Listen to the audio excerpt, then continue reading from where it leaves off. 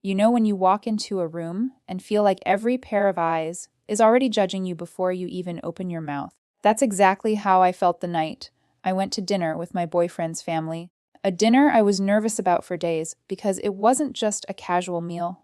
It was supposed to be the moment where I showed them I was more than the girl they might have imagined, that I was serious about him, and that I respected the family he came from. I had replayed in my head 100 times how the evening would go. I'd be polite, I'd smile, I'd laugh at the right moments, I'd help clear the dishes, and maybe, just maybe, his father would see me not as an outsider, but as someone who cared for his son and who could belong in their circle. But what I didn't know was that this dinner would become one of the most humiliating and cutting experiences I'd ever had, the kind of night where a single word slices deeper than you expect, and you sit there holding your breath, trying to keep your dignity intact while your entire sense of worth is being dragged through the mud. That word, spoken with such casual cruelty, was street garbage, and it came from the man who raised the person I loved. Imagine being at a table where every clink of a fork, every awkward cough, every polite smile is a balancing act, and suddenly the very person you hope to win over decides to strip away your humanity in front of everyone, as if you were nothing more than some disposable thing scraped off the sidewalk. I can't even tell you how quickly the warmth drained from the room, how my heart sank into my stomach, how I swallowed back tears that threatened to spill. Because crying in that moment would have given him power, and I wasn't about to let him think I was weak. But let me rewind a little, because to understand the weight of that single, venomous insult, you need to understand the buildup. The tension that simmered before that night, the subtle digs that had been happening for months, and the silent fear I carried with me into that house, pretending to be composed while my insides twisted like a knot. I wish I could tell you that when I first met his family, there was warmth and welcome, but honestly, there was always this underlying edge, like I had walked into a space where I didn't really belong, a house filled with carefully polished furniture, stiff smiles, and the unspoken rules of people who measured worth, not by character but by status. His mother was polite in a distant way, always keeping her words clipped, her eyes scanning me up and down as though she was trying to find something that didn't fit, while his father was the type who didn't bother with masks. If he disliked you, you would know it from the way his lips curled into that half smirk, half sneer that seemed to say, "You're already beneath me." At first, I thought maybe I was overanalyzing. Maybe it was just my nerves painting everything darker than it was, because when you're in love with someone, you want to believe that their family will eventually see what they see in you. I told myself to give it time, to keep being kind, to keep showing up, and that eventually they'd understand I wasn't some passing fling. But as weeks went by, there were these little remarks, subtle jabs that they thought were clever. Like when his father asked me where I had gone to school, and upon hearing my answer, chuckled and said, "Aw, not the Ivy League then." Or when his mother pretended to compliment my dress, then added, "Those stores can be surprisingly good for bargains, can't they?" Each comment was tiny on its own, but together they built this wall, a barrier of judgment that reminded me at every turn that in their eyes I wasn't good enough. Still, I kept telling myself it was fine, because I wasn't dating them, I was dating their son, the man who looked at me like I was the only person in the world who mattered. He would squeeze my hand under the table when his father said something dismissive, and he'd whisper later that he didn't agree with them, that he loved me just as I was, and that they'd come around eventually. And I wanted to believe him, wanted to believe that love was strong enough to soften people like that. But deep down, I think I knew his father's disdain wasn't something that would fade. It was rooted in a worldview that divided people into categories: worthy and unworthy, respectable and trash. Which brings me to that night at dinner, the night I decided to finally step up and try harder, because despite all the underhanded remarks and the cold stares, a part of me desperately wanted acceptance, wanted to prove that I was someone who could match their table manners, their conversation, their expectations. I spent the whole day planning what I'd wear, rehearsing polite answers in my head, making sure not to reveal too much about my background, because God forbid I give them more ammunition. Walking into their home that evening felt like walking into a stage play, where every move was being scored silently, and I kept reminding myself, just survive the night. Just hold yourself together, because if you can make it through this dinner, maybe things will finally turn a corner. The thing about sitting at a dinner table with people who have already decided who you are is that no matter what you do, it feels like you're performing in a play where the script has been written long before you arrived, and you're doomed to play the role they've assigned to you. That night, I felt it more than ever. I can still remember the smell of roasted meat wafting through the air, the clinking of glasses as his mother set them down with her perfectly manicured hands, the way his father carved into the meal like he was leading some kind of ritual of control, every movement precise and commanding. I tried to settle into my chair, shoulders straight, smile polite, my voice measured so as not to come across too loud, too brash, too anything that might confirm whatever it was they whispered about me when I wasn't around. His father started the evening by asking about politics, not casually, but in the way a teacher might test a student, waiting to see if they'd stumble. I gave an answer I thought was safe, something neutral, something that wouldn't provoke, but he raised an eyebrow and leaned back in his chair, smirking as if I'd just said something embarrassingly naive. His mother followed up by asking about my family, the kind of question that sounds friendly, but feels like a trap. And when I explained what my parents did for work, I saw that familiar flicker of judgment in her eyes, as if the words themselves carried a stain that she couldn't quite conceal. My boyfriend, bless him, tried to jump in, to redirect, to lighten the mood with a joke, but his father wasn't the type to be easily diverted. He asked about my job, my goals, where I saw myself in 10 years, and no matter what I said, his response was either a chuckle or a dismissive, as though I was a child describing a fantasy that no one in the real world could possibly take seriously.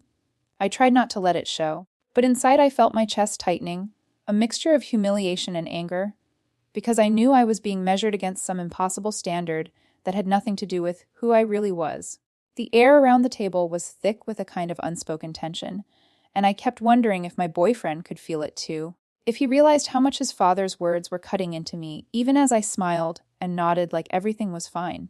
And then, in between bites, his father leaned forward, looked me dead in the eyes, and said, almost casually, some people just rise above where they come from, and some people, well, they just stay street garbage. The words landed like a slap I hadn't braced for, each syllable sharp, deliberate, designed to wound.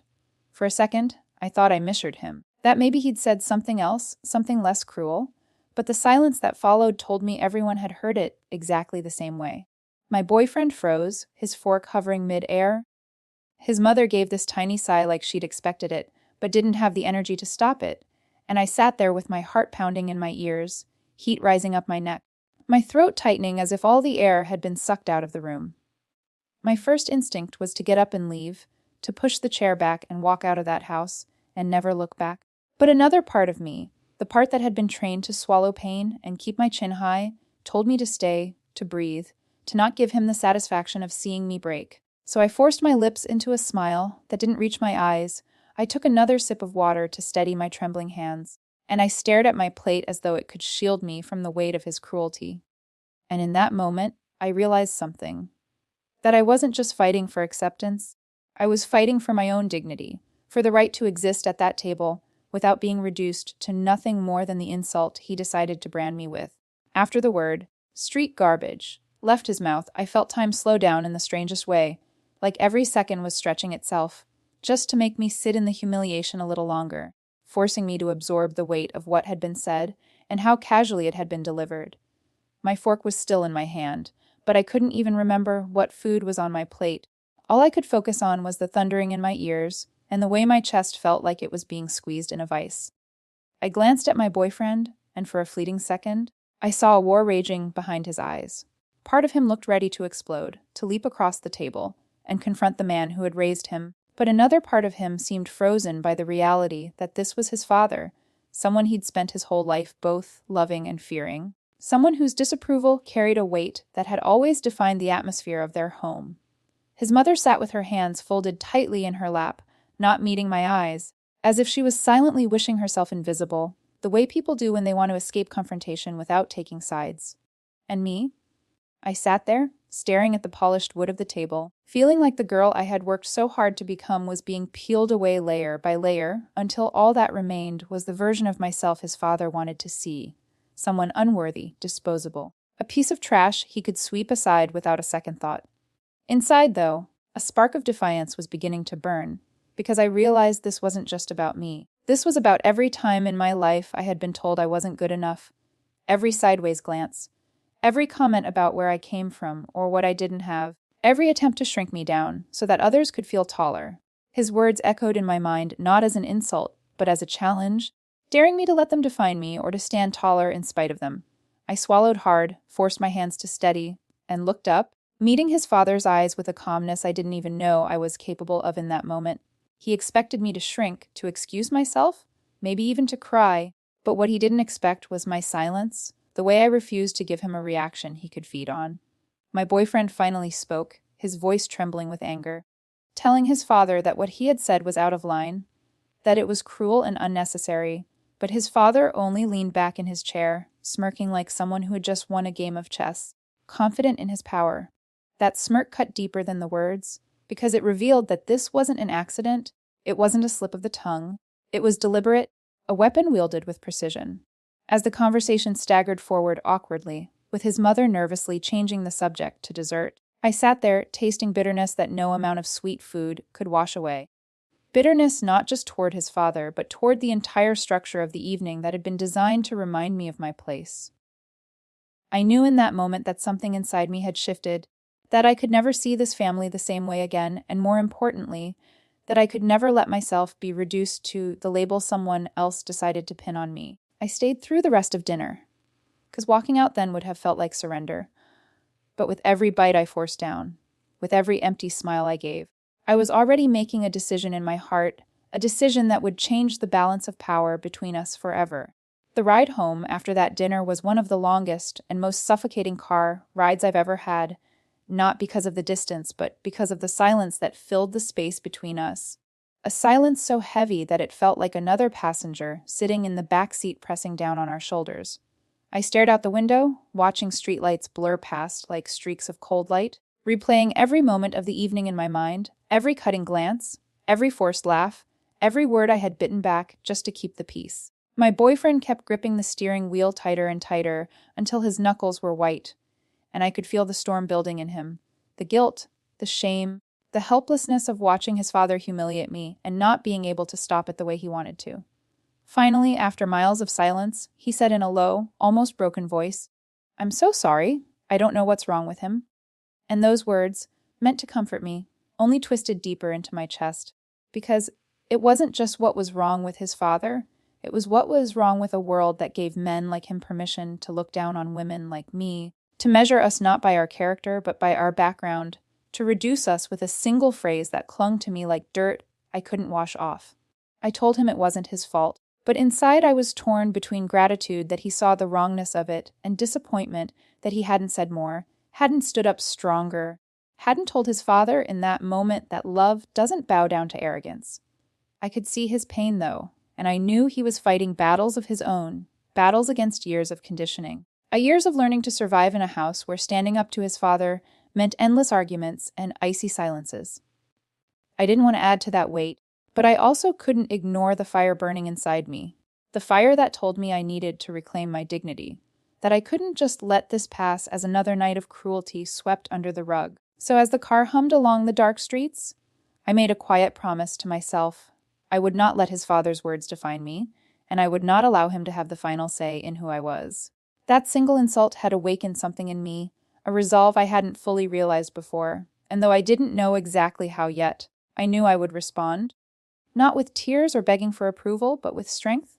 The thought of it gave me a strange calmness, a sense that the humiliation of that dinner was not the end of the story, but the beginning of a shift where I would take back control of how I was seen and treated. My boyfriend reached over at a red light, placing his hand gently on mine, and whispered again, "I love you, no matter what he says." And in that moment I felt both comforted and challenged, because love alone wasn't going to erase the sting of being called street garbage.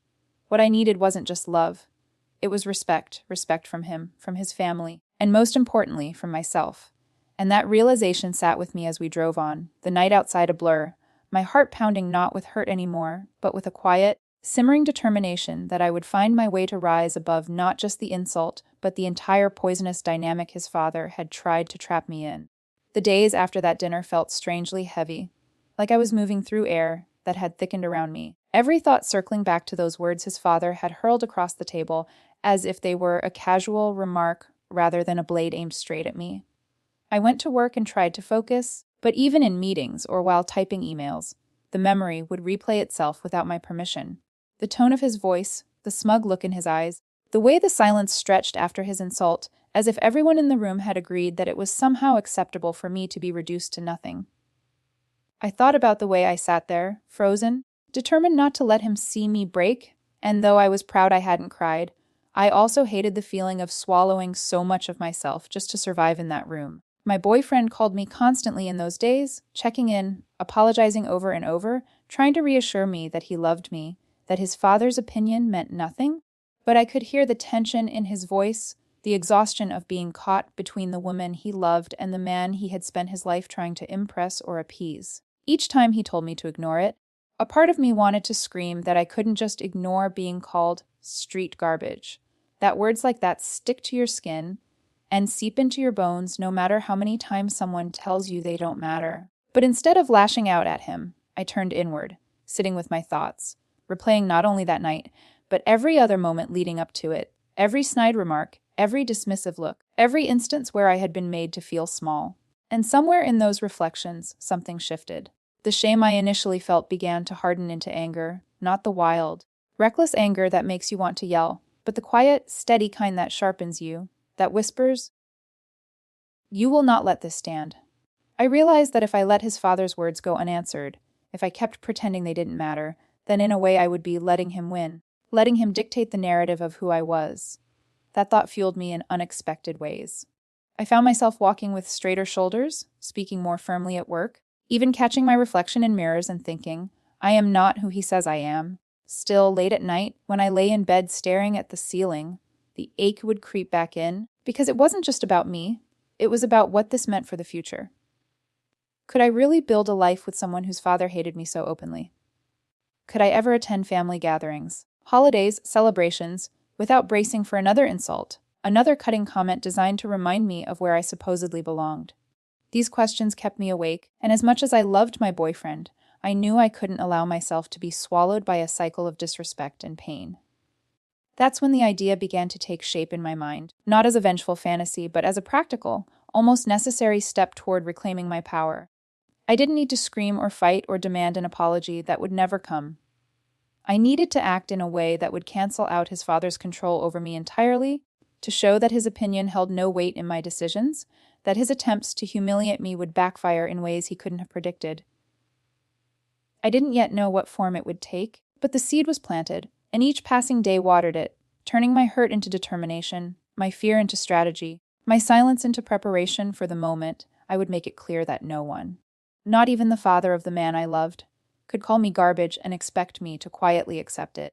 The moment of clarity didn't come like a lightning strike, but more like the slow rising of the sun, inch by inch, until suddenly the room around you is bathed in light, and you realize you can see everything more clearly than before. I carried his father's words with me for days, and though they hurt, though they lingered in the back of my mind, like a bruise that refused to fade, they also began to transform into something else. A kind of fuel, a quiet voice inside that kept repeating, prove him wrong not by fighting his standards, but by living so far beyond them that they become irrelevant. I didn't want revenge in the dramatic sense. I wanted freedom. Freedom from his approval, freedom from the weight of trying to earn a place at his table, freedom from ever letting him dictate my value again. And that's when I made my decision. One that might seem small to an outsider, but meant everything to me. I canceled the plans I had already made to attend the next family event. His father had extended, through his mother, an invitation for me to join them at a gathering the following weekend. But instead of swallowing my pride and showing up, instead of forcing myself into another evening of subtle stabs and cold judgment, I simply said no. I told my boyfriend gently, but firmly, that I would not put myself in the line of fire again, that I refused to sit at a table where I was seen as less than human, that my dignity mattered more than keeping up appearances. At first, he was quiet, torn between wanting me by his side and knowing I was right, but as I explained that this was not about punishing him or his family, but about protecting my own sense of self, I saw something shift in his eyes. He understood, maybe for the first time, that love wasn't just about holding hands in the easy moments. It was about standing strong in the hard ones, about respecting each other enough to allow boundaries where they were needed. And so I canceled, calmly, without drama, without excuses, and in doing so I felt a weight lift off my shoulders. It wasn't just the cancellation of one dinner, it was the cancellation of his father's power over me. The quiet but undeniable statement that I would not be defined by someone else's contempt. That single act gave me back a piece of myself I hadn't realized I had given away in all my efforts to fit in, to please, to prove my worth to people who had already decided they would never see it. And the beauty of it was that once I took that step, everything began to look different. I realized I didn't need their approval for my relationship to be real. I didn't need their validation to know I was good enough. What I needed was the strength to keep choosing myself, even when others tried to tear me down. My boyfriend, to his credit, stood by me, and though it meant tension in his family, it also meant a stronger bond between us, because he saw that I would not bend just to make things easier, and that strength made him love me even more. Looking back now, I don't regret a thing. His father's words were cruel, yes, but they also forced me to find a voice I didn't know I had, a voice that refused to be silenced, a voice that could say no with confidence, a voice that could draw a line in the sand and refuse to let anyone cross it. That night at dinner, he thought he was breaking me, but all he really did was awaken the part of me that would never again let anyone treat me like I was disposable. And maybe that's the most powerful response of all, not screaming, not begging, not trying to change his mind, but standing tall, walking away, and showing that his attempt to reduce me to street garbage only proved how small he was, not how small I was.